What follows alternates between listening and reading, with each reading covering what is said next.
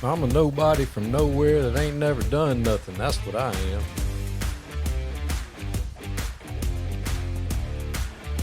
An old head. These young coaches, I tell you what, I can't figure these jokers out. They got a backpack on and tight something. I don't know what they're doing. They're getting on my nerves. I can tell you that. I know what ain't in the backpack. A string and a let me paint that line for you. That ain't in there. That's for sure.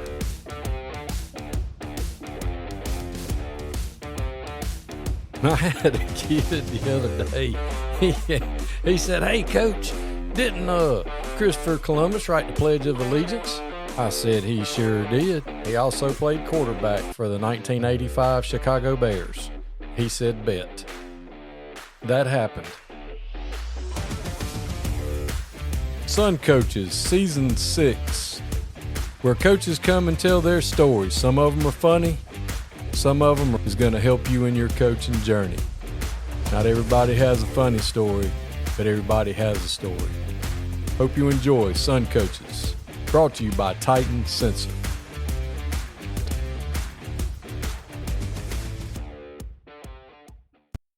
Sun Coaches is proud to partner with Titan Sensor for Season 6 and 7. Titan is made in the USA, proudly founded and based in Texas. When you connect with Titan, you are not alone. You can collaborate and share templates with other coaches across the country to build reports and foster competition. Used by programs such as State 6A, Georgia State Champion, Grayson High School, Titan can tailor a package to fit your needs. The eye in the sky never lies. Improve your team's performance with Titan. Welcome to Sun Coaches Podcast, Season 6, and today I'm joined by another coach's kid, the head coach from Creekview High School, Coach Trevor Williams. Thanks for being on with me. Coach Lamb, thanks for having me, and thanks for all you do for high school football. Well, thanks, Coach. I sure do appreciate it. So we talked the other day on air. You had gone, taking your bunch off somewhere, and you had mentioned that you just remember growing up, your dad coached, and it was just neat that you were like, I just love pointing out when we have kids of coaches on here because y'all are different dudes and looked at it from a different point of view. But where'd you actually grow up? Yeah, so grew up right here in Cherokee County. Family moved here in I think 1987, and grew up, went to Sequoia High School. But yeah, from the time I was a little kid, and I think my dad and you guys coached at the same place for at least a minute, not together, but he was at Lithia Springs when he first started, before he came up here to Sequoia. But a lot of hours in the field house, hours lining practice fields and doing all those fun things. But being a coach's kid definitely gives you a different perspective because you get to see a little bit more of the behind the scenes and the stuff off the field on Friday nights that a lot of people don't see. Yeah, it's a little bit different when you're sitting up in the stands and they're calling your dad a dummy. And, of course, when you're little, you don't really pay attention. But then you graduate to being a ball boy, you're on the sideline and get to do all that kind of cool stuff. I imagine that was kind of cool once you got older. Did you get to play for your dad eventually in high school? Yeah, so he was a receivers coach and a wing T. So he wasn't my position coach, but got to share a sideline, and some of it was good, and some of it was trying, and learned a lot. And but definitely cool to share those moments and have him there for the highs and the lows. And I know it made it tough on my mom when we lost, and I didn't play well. And he was actually a coach in both sports. My first couple years in high school, he was also a baseball coach. And then I guess after my sophomore year, decided it would be better for him to go coach golf in the spring instead of baseball, so we could get a little time apart. But wouldn't trade that time for anything in the world. Yeah, I had a buddy of mine in college. His dad's a Hall of Fame high school coach here in Georgia, and we love his dad, and we used to cut up and talk about how funny he was and everything else. And he was always like, well, yeah, y'all were never home with him when we got beat, or, when he came home mad, or, he's like, y'all didn't get to see that side of him. He's like, that was a week long try to get over it kind of deal. So there's a whole different side to it when you're a coach's kid. Yeah, absolutely. You definitely get to see the flip side of that coin for sure. And there were definitely moments where where it was some tough love and some things that I probably didn't want to hear but needed to hear. But I probably didn't do a good job of kind of separating dad from coach in a lot of instances. And now, fast forward 20 some odd years, and my oldest son's going to be a freshman and play for me. So I get to go through the process on the other side. And now I have more appreciation for kind of what my dad was going through and kind of the toughness of that dichotomy and what you're going through as the dad on that side of it now. Well, you mentioned that you played high school baseball as well. When high school was over, did you get an opportunity to play either sport at the next level?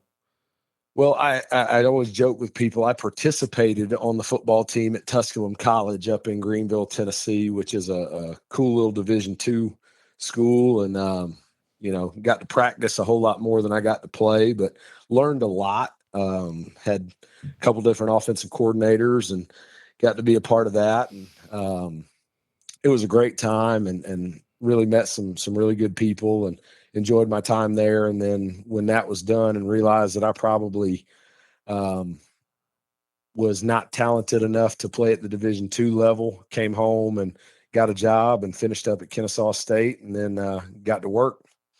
So you always knew you were going to teach and coach? Yeah, from an early age. I mean, even probably middle school, the dream was to teach and coach and do all those things. And knew I wanted to be a head coach early and just had a passion for it, and was lucky enough to get around some really good ones growing up and in high school and college. So it was a dream come true to get this opportunity for sure. So what was your first, teaching and coaching job out of college? So actually in college, started working, doing kind of sports performance training. And I played high school football for Sid Maxwell. And anybody that knows Coach Maxwell knows how keen he is into strength and conditioning and sports performance and that kind of stuff. And really kind of had a passion for that end of it. So I would say my first job coaching was doing speed and agility and performance training on the side while I was still in school. And then right out of school, Chris Bennett was the head coach at Forsyth Central at the time. And he was our offensive coordinator at Sequoia my freshman and sophomore year. And they had a job come open, and I was really struggling to find a job. It was 2009, and kind of everybody was on hiring freezes and rifting guys and doing those things. So it was probably late May. It was after spring practice, and he called me and said, "Hey, do you have a job yet?" And fortunately I didn't, and it worked out, and I was able to work for him for 4 years. And he was just a huge influence on me, not only football wise, but as a husband, as a father, and just as a man, learning how to kind of coexist in the coaching world with a family as well. How crazy is it that 15 years ago, we were riffing people and had job cuts? And I had 2 coaches in the past 48 hours reach out to me with strength and conditioning PE jobs with a coaching supplement tied to it, position coach, at good places. And they can't find anybody. Yeah, it's nuts. And, we've had to hire some guys this off season, and we were fortunate to find some good ones, but it's harder than it's ever been, I think, to fit those pieces of the puzzle together. And just guys willing to move and take that next step and take that leap of faith and move their family around. And it's becoming more and more difficult. But yeah, I mean, filling teaching jobs, much less coaching jobs, has become a full-time job. Coach, we talked about it today in the office. I was like, yeah, this year, every year people reach out to me and ask me stuff. And I'm like, this year I had about 100 head coaches asking me, hey, man, do you know anybody looking? I had exactly 0 guys looking for jobs. That never happens. I mean, it's usually 50-50 or, a little bit more guys looking than not. But it's just crazy that you brought that up, that how hard it was when you first got started, for us to, people to get a job. And now we can't give them away, No doubt. And we joke all the time, even when I first started, it was, hey, okay, you're going to teach special ed, you're going to co-teach 2 different subjects, you're going to coach at least 2 sports, if not 3, and run the weight room in the winter. if you're willing to do all that, you can sign. Well, yeah, give me the contract. I'm in. When I first started, it was football in the fall, weight room in the winter after school for anybody not in season, and then baseball in the spring. So you get guys now, older and younger. I'm not going to rag on young coaches that, I don't want to coach another sport, or I don't want to do this, that, or the other. And they're able to do that because people can't find teachers and coaches. So they're able to kind of set that demand. And it's just a different time right now in education. And I think we've got to do a great job bringing the next generation up in the right way to do things. Oh, I agree with that 1,000%. So after Forsyth Central with Coach Bennett, where'd you parlay that into?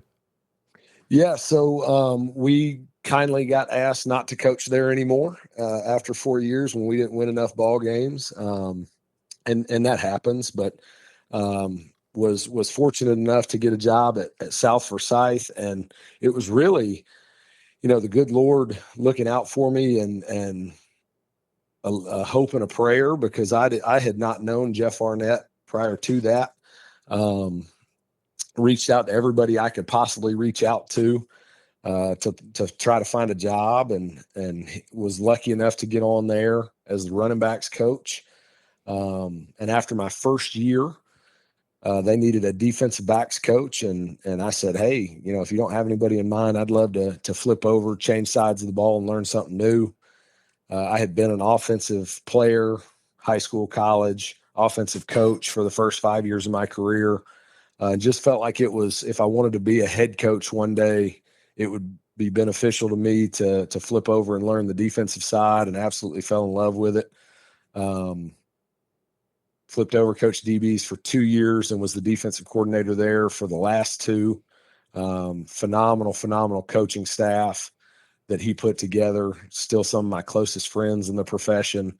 One of the staffs that, man, it just falls together and everybody gets along. Everybody's working like crazy for the benefit of the kids and to win games. And really the time of my life from a coaching perspective is with that group of guys there.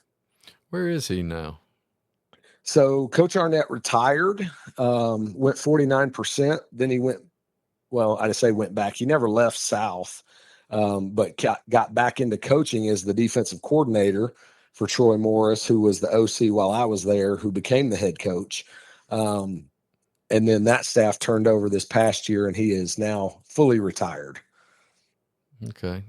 He was one of the best. I met him once when I was younger, and he's like one of the best people I'd ever met in the business, just all the way around. Just a good person, very spent time with younger guys, and just, I don't know, he was just a good dude. I enjoyed, at a clinic one time, he took the time to off to the side, just showing me some stuff. I mean, he's just a good dude, always very, very highly well thought of in the profession. And I hadn't heard his name in a while, and I didn't know if he had gone into administration or if he had ridden off into the sunset. I couldn't remember what had happened to him. Yeah. So, I tell him all the time, the best thing I could say, obviously a football savant. Yes. Worked for Coach Herron at Oconee when they won it in '99. Had head coaching stints at Elbert and some other places, and was the defensive coordinator at Valdosta for a while before he got the South Forsyth job. But he made you want to come to work every day. Any job he gave you, he made you feel like it was the most important job in the program. And if you didn't do it at a high level, the program was going to crumble. And he made you want to be a better person. And, in a profession where we can get twisted and get focused on the wrong things, he was very adamant that we were family men, that we were spending time at home, doing the right things, acting the right way, treating the kids the right way. And I've never heard anybody say a negative word about him. And I owe him a huge debt of gratitude, not only for developing me as a coach, giving me an opportunity to flip over on defense and learn from him, trusting me to be the defensive coordinator, but also just how to act as a husband and a father, and treat people that are involved in your organization. And he's phenomenal. Yeah, I agree with that 1,000%. Just a good dude from all accounts I've ever heard. In my brief stints and brief interactions with him, I agree with that 1,000%. So after South Forsyth being the defensive coordinator. Where'd you go after that? So, I was fortunate in getting to come home to Creekview. But it was the second try. I had interviewed the year before when it was open, came in second and didn't work out. Stayed one more year and the job opened again. And I was lucky enough to get it the second time around. And I've been here ever since, which this will be the 7th season that I've been at Creekview. But, prior to that, we had talked off air about I was the young coach that all the older coaches complain about. I was wanting to be a head coach 3 years in, 4 years in, putting in resumes, interviewed for some really not good jobs and thankfully didn't get them. And I tell people all the time, I don't know that I was ready to be a head coach until I was okay not being the head coach. The last 2 years at South really kind of was able to take a step back, take a deep breath and say, you know what, I got a great gig. I work for great people. I'm getting to do what I love, getting to coach football. I'm okay waiting a minute. And just the right opportunity opened and it was a right fit at the right time. And I got placed in a great situation with great administration, and the rest is history through the next 6 years, going on 7. Man, that's awesome. I've told people like the last 5 or 6 years, I get more phone calls, 2 or 3 a year of people saying, hey, man, if you want this job, it's yours. And I have absolutely no interest. I was like, none, like 0. And it's funny because there was a time when I would have kicked my mom in the back of the knee to beat her at Jack's to get one of these jobs or to get an interview for one of these jobs. And now it's like, nah, I'm not really, don't care. That's just not my gig. It's like when you're not looking and when you're comfortable with, not so much comfortable, but when you're where you need to be or where you're happy to be, you're not chasing it so much. Things seem to work out in his time instead of your time. And that's the way it should be anyway. So that's exactly right. And I think, it's cliche in this industry, in this business, timing and fit. But I do think there's some value and validity in that, because I don't think every coach is a fit for every place. I think it's, timing and players have to line up and administration has to line up and vision has to line up. And so many of those things can go sideways. And if you don't have an administration that shares the vision, or you don't have the ability to bring in the right staff, or whatever the case may be, I don't care how hard you work and how much you do, it's going to be hard to get a place going in the right direction. So, I think to your point, when that stuff aligns, I think then good things happen. And if it's not aligned, sometimes we try to force it and sometimes it just doesn't work out. Well, that's a perfect segue into my next question. So you go into Creekview. So what was your vision and your alignment, and what did you sell to the administration at Creekview of what your vision was going to be for the football program there? So it was a little bit unique, right? I had interviewed the year before, sold the vision of how we wanted to run things and doing things the right way. It's a very high academic school in a great county, great school system. So it's the balance of student athletes and multi-sport athletes. We've got a ton of kids that play multi-sports and really having a good high school football experience. Don't get the job, come back the next year, who, oh, by the way, they had the most successful season in school history the year prior. So you go into a situation where the community's hurt because they just had a great year and now they're looking for another head coach.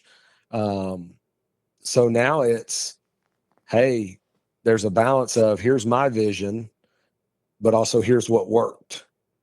So it's, hey, we're going to do it this way, but also listen to, hey, what's important to you seniors? What's important to you guys community that we keep? What traditions, what culture, what have you, and try to mesh that. But their vision was really, continue a culture of toughness, blue collar work ethic, because again, I went to school right down the street before Creekview opened, and Creekview's district fed into Sequoia. So I knew the type of kids that we were getting into. I knew the type of community, the type of parents, and what would resonate with them. And that was really the vision, is kind of continue that toughness and physicality that Creekview's always been known for since Al Morrell opened it in 2006. So when you came in that first year, coming off of the most successful season that they had ever had in that brief, history of the school, what did you sit down and say, all right, because some people, you come in, it's a rebuild, or it's you're just continuing over, but you're trying to put your stamp on it. What did you address? Like, what did you try to address first? It sounds like relationships with the kids. I mean, what did you think you had to do first to establish your culture? Yeah, I think the first thing was establish relationships with the kids. I met with the players and brought the seniors in and said, listen, like, this is your senior year. This is your football team. I just work here. Like, what's important to you? Where do we need to, there are certain non-negotiables. Here's what I believe in that isn't going to change. Here's some areas where I want your input and your ideas. And I think that's extremely important, is to really listen when you got a job, especially if they've had some success, because it's not broken. And I think it was important, the staff kind of dispersed and went some different ways. So I was able to bring in some of my guys and brought both coordinators and those types of things. And then you mesh the old staff and the new staff. So that was the next piece of that, was let's get the coaching staff on board. Who's staying, who's on board, how can you best serve this community, this team, this program, and how do we plug the pieces of that puzzle in and keep it going in the right direction? Then I imagine, with your background in speed and sports performance, it was probably the next thing you probably addressed. Yeah, it's one of those deals where they were already working hard in the weight room, so they knew how to work. But for me, again, knowing the community, knowing what I know, we're going to have to be big and strong. We're going to have to put up numbers in the weight room. And that was where it started. We went in and just started lifting heavy and trying to be as explosive as we could. And our kids have done a great job over the last 6 years. 4 years ago now, I was able to bring in Josh Pritchett as our strength and conditioning coach, who does an absolutely unbelievable job in that room. And it's the heartbeat and the epicenter of our program. And anything that we accomplish on the field is directly related to what we do in that room.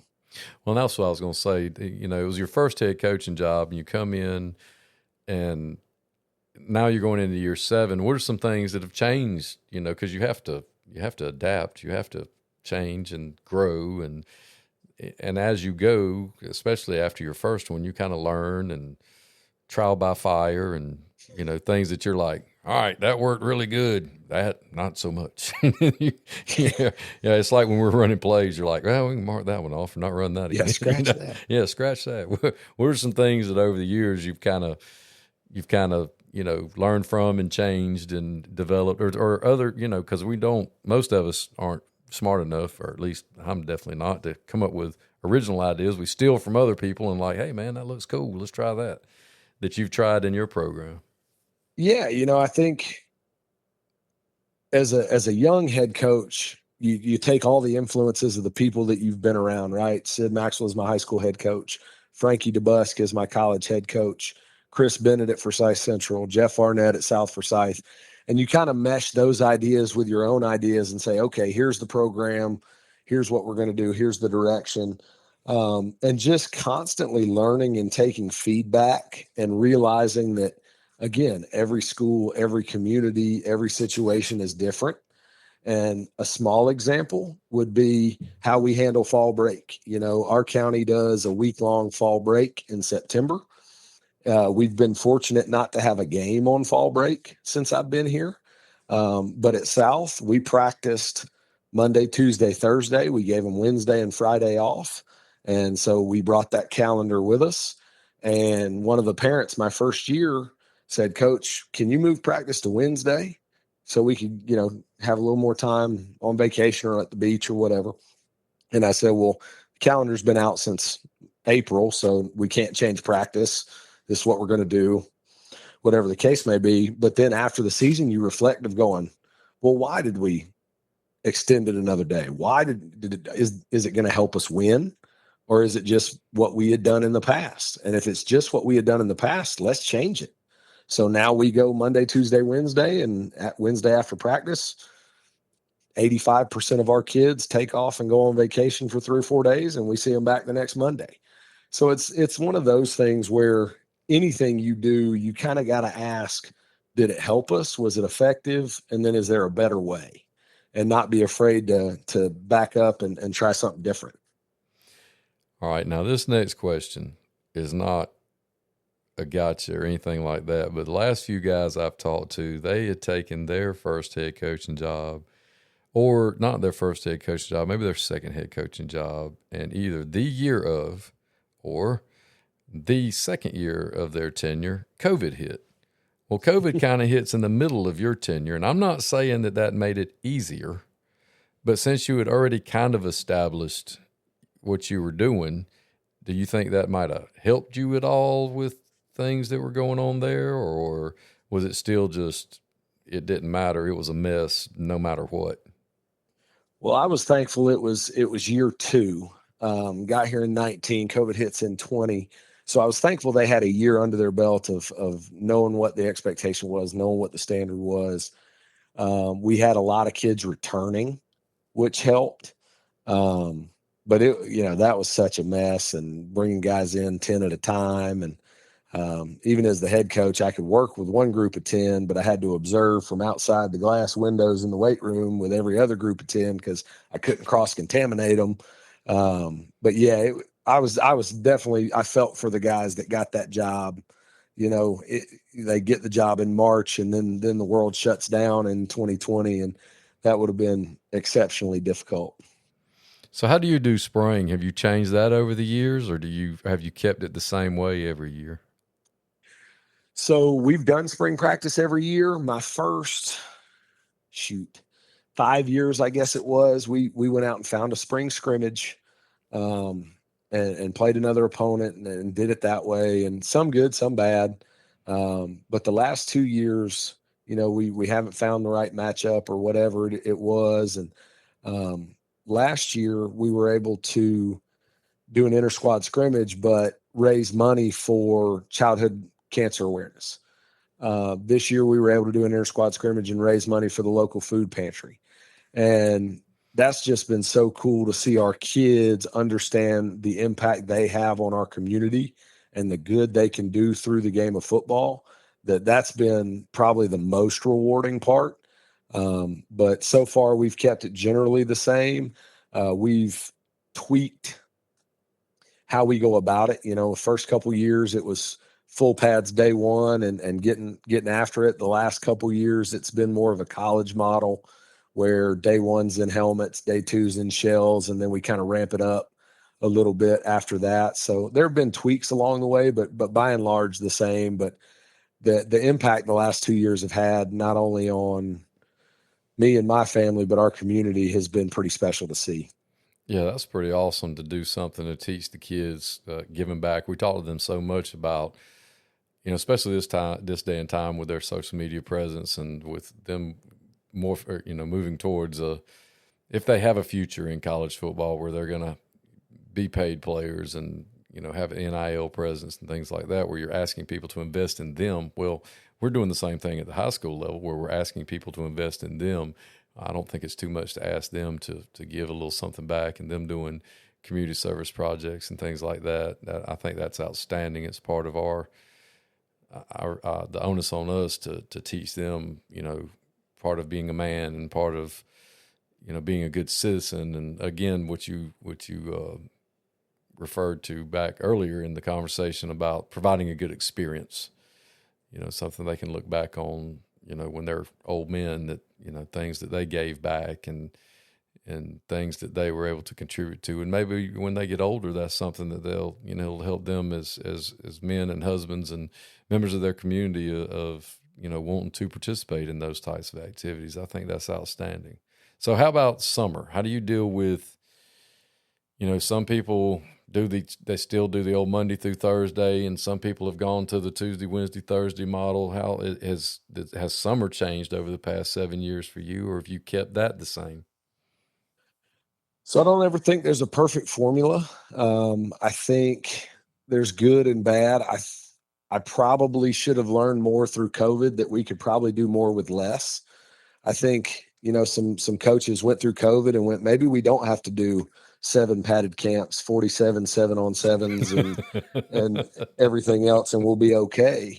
Yeah. I know I talked to Craig Bennett about that at Cambridge when he was still there before he got to Pickens, and he said the best thing they ever did was realize that they didn't have to wear them out in the summer. But we do speed work, weight room, and football 3 days a week, and then we bring our older kids in on Wednesday and just do football. An hour and a half, 2-hour practice in June, and then in July it's similar, but it's so condensed now with the season starting so early. I joke with our players all the time, when you get back from July 4th, it's football season. Because you got a couple more weeks of lifting and running, and then you're in mandatory conditioning, your pads are on, and then the next week it's scrimmage week. And if you don't do spring, the first week is scrimmage week, which I think that's one thing that I would like to see adjusted, is back the season up a little bit, even if it means losing a bye week. I think, number one, you get into cooler weather, but number two, I think you give those kids a little bit better chance to get in true football shape once the pads come on. I agree with that 1,000%. I've been beating that drum and trying to lead the charge on that with not only that I know this will never happen, but not only that, but hey, we don't need 4 playoff teams out of each region. Just take the top 2. That'll cut another week out at least. Yeah. And you can back the schedule up. There is no reason to be playing a football game in August. These kids are not built to be outside in the heat, and we're not going to change that. Their lifestyle does not dictate. I mean, I got one that lives with me that has a severe Freon addiction. I mean, he ain't going outside. He's sitting upstairs. He's sitting upstairs right now. He ain't going outside. It's hot. He's not. I mean, it's just, That's and these right. kids are doing the same thing, but we think it's okay. Well, we got the heat guidelines and all this other stuff, and we can't do this, and we can only practice this long, and we got helmets. But on Friday night at 7:30 or 8 o'clock, depending on where you live, no matter what the wet bulb says, we're gonna play football. Well, That's right. Well, we have more people out there. No, you got more people to watch them have a heat stroke is what you got. That's not going to change anything. So we're not fooling anybody with that. But there are ways that we could back the season up, because it's just like you said, when we come back from July the 4th, for a lot of people, you're playing a football game in 3 weeks. Yep. And that is absurd to me. Well, and now with the Corky Kell and things like that, some people are playing a football game that counts in 3 weeks. Yep. Well, I've heard you say it, and I saw it on Twitter where, it's June, relax. Well, if you're playing in 7 weeks, it's hard to relax. It's hard to not freak out about June, and because it happens so quick. And, we had talked earlier about the experience of high school football. Some of my fondest memories are at camp away in another state, and Coach Maxwell was a guy who we didn't hit or tackle live in practice 20 some years ago. He was ahead of that curve. Now, we were physical and blocked hard and did all that stuff, but we weren't tackling to the ground and all those things, but we were still practicing twice a day with a special teams practice in the middle in full pads. But you just don't have time to do that anymore, because once the pads come on, it's scrimmage week. Yeah, and that's what, go I think we take that experience away from kids, because that's the bonding, that's the culture, that's the camaraderie that we all love and fell in love with to begin with. And it's tough to do that now. Yeah, I'm excited. We're going to an OTA at Putnam County in July, and we're actually going to spend the night. It's a 2-day deal, and we're going to stay, in their gym. They're opening their gym up for us, and we're going to stay and spend the night, and we're going to have a no talent show that night. I mean, just like we used to do at camp on that last night, and I mean, it's just things like that. I don't miss it as a coach so much because that last day it was rough. But when you'd have a 3-4 day camp, but I agree with you. That's just an experience that kids just don't get anymore that we can't do because of school starts. Yep. And the calendar just doesn't allow us to do those things, and it's unfortunate that they miss out on that kind of thing. Because I remember seeing on YouTube somebody posted when Coach Bonwell Royal passed away, and somebody had filmed a camp from like in the 90s sometime, and they were showing those kids at camp, and I was like, oh yeah, I remember that. I remember those days. And that long walk to the practice field where you're going, I'm not sure I want to do this again for the yeah. for the 12th time this week. I may have made a poor decision. But when you're off at camp, you've at least got to get through camp because you can't go home. That's exactly right. You're there.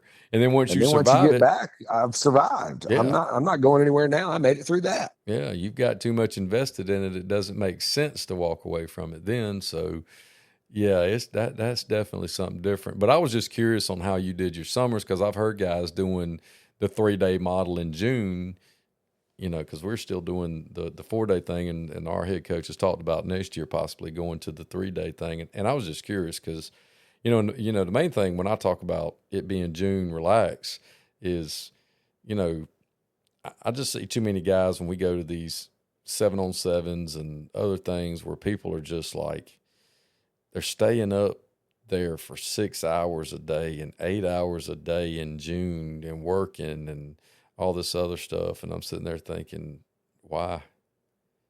What are you doing? What could you possibly be doing that it takes? And people, it takes what it takes. Well, why does it take that? I mean, what are you doing? Right. I mean, how can you not work more efficiently? I mean, if there's a secret sauce, by all means, let me know about it. Yeah, I'm trying to figure it out, but it's just different, and the game has changed. I mean, not the game of football so much, but the game of high school football has changed. Yes, and you being a coach's kid and growing up in it, and especially where you live, the game has changed. It's just a different animal, especially in Metro, than it is in other places. I mean, like today, explaining to one of the young coaches about player fees, he looked at me like I had, as you said to me earlier, 7 heads. Yep. And I was like, he was like, I just wouldn't be able to play. I was like, no, yeah, my daddy would have told me, you just ain't playing. And that's how we look at things in Middle and South Georgia. That's just not a thing. But I mean, It's just a totally different culture. I mean, it's just different because we don't have ginormous multi-school systems that can't support, we're a single school system. It's a little bit, we don't have to fall back on that kind of thing, but just the game's changed. What are some things about the game, you being a head coach for the past 7 years, just in that 7 years, what are some things you've seen just in 7 years change that you're like, wow, this is different? Yeah, I think it's, the trickle down from college into high school. It is 365 days a year, 24 hours a day, 7 days a week, from social media and presenting your players out there to colleges and hype videos. And, we were at a 7-on-7 and teams have their cameraman, creative director following them around for hype videos and all those things because they see UGA put them out. They see Georgia Tech put them out. They see whoever at the college level does that stuff, that it now trickles down to the high school game where as a head coach, you feel like you've got to keep up with programs that are doing things like that and promote your kids and all those things, where sometimes I feel like it's got to be more public than it used to be. You know, it used to just be texting college coaches and shooting them direct messages and those types of things. And now it's retweeting, or whatever they call it, reposting on X now, and everything's got to be out there for the world to see. And that's the biggest thing, I think, to me, and why you're seeing so many coaches burn out, because there's so many facets and aspects of a program that reach so far and wide, that it's a lot for people to handle, and you got to hire a great staff. And thankfully, I'm at a spot where I've got 14 assistant coaches, and 12 of them are in the school building with me, so I'm able to delegate a lot of those responsibilities. But if you're not at a place with a big staff that wants to work, it's a challenge for sure. Well, I know y'all went to Georgia Tech the other day. We talked about that, and we were there, earlier in the week or last week. And I'll tell you what I've noticed, or what I noticed that was odd to me, is we're up there on a Monday, and it's the middle of the day, and there are parents there that are not of retirement age. And I'm sitting there thinking, what do these people do for a living that they can just come watch their kid be in a glorified two-hand touch, practice? And it wasn't like there were one or two parents. There were folding chairs, and I mean, it was like it was a travel baseball game atmosphere out there. I mean, and I was like, well, this is different. I mean, because we just don't get that here. I mean, that's just not a thing. When we go 7-on-7, we're calling you and going, hey, Coach Williams, y'all want to get together on Tuesday, morning and throw? Yeah, man, y'all come on. And, you get together with other schools and you just kind of, and I get it. It's Georgia Tech and University. I get that. I understand. But still, I'm like, hey, man, y'all have fun. Daddy's going to be at work today. Yeah. We used to have this thing called passing league on Tuesday nights where about 4 schools would get together, and we'd ride a bus over to, a high school. You'd rotate it every week, and you'd do 7-on-7, but there wasn't any scoreboard. And if somebody had an explosive play and busted a coverage, the DC could say, hold on now, coach, can you run that through again? That again? Yeah. So I can see it. And nobody got mad. Nobody was doing the pee-pee dance in the end zone on your head if they scored on you, or, That's exactly right. Spinning the ball and all this other stuff. Do you remember when Cartersville used to have that big 7-on-7 deal up there every summer? Like they would have, well, no, you would have been in school. It was in the early 2000s, but Cartersville used to put one on, and it was awesome. And it was like a 2-day, and it was the same deal. I mean, they'd match you up with people, but, you could be like, hey, coach, we just absolutely did not adjust when you went from doubles to trips. Could you do that again? I know you just torched us for an 80-yard touchdown, but will you show that to us again so I can, walk my kids through this? Yeah, coach, not a problem. Yep. And to me, I get a lot more out of that. And I think 100%. And I think the kids do too. We kind of caught, when I was in school, I think we caught the beginnings of the 7-on-7 deal. We used to go to Auburn for a couple days and spend the night, and that was another experience. And then we went to UTC one time and did that, but it wasn't near the level of what we're seeing now. And we were wing T at the time, and we're running waggle, and we're running sprint out, and we're running whatever. And you could compete, and you could, go make plays and run through your passing game and all that stuff. But it was about getting work in. And that was a good thing that I think we can do more of. Yeah. And don't get me wrong. I'm not poo-pooing on what we've got now. I think it's a cool thing to go do. It was just weird to me to see like the level of parental participation in it. I just figured it'd just be a bunch of coaches and teams and Georgia Tech staff, and we'd be up there. We'd do it. I just thought it'd be like passing league, but with a tournament format, and pool play, and then we'd play, and then we'd go home. But man, there was a bunch of folks up there. It was, yes, sir. It was just yes, something. Sir. It was something different. And it was cool. I mean, it was a good experience. Well, and I'm probably a little bit different. I tell our kids all the time when we go to those things, like, yeah, winning's awesome. Winning's always better than not winning, whether it's chess, checkers, tiddlywinks, or 7-on-7. I said, but I'm more interested in, as a DB, when you give up the touchdown and the guy does the dance on top of you, how do you respond? When coach yells at you, how do you respond? When it's not going good, who leads? Who's the guy that makes the play to change the momentum? Those types of things as a coach are what I'm looking at way more than the scoreboard. Oh, absolutely. Because, I mean, at the end of the day, are you going to compete? Because you don't know who you're going to get matched up against. I mean, you may be in one classification, or you may be in one region or whatever, and you get matched up against complete smoke shows. I mean, it's just right. I mean, it's just no. You don't have any say in that. And then, it's like we told our kids when we went up there, we're like, look, man, we don't care who they put over there. It's not what this is about. It's about all of the things you just said.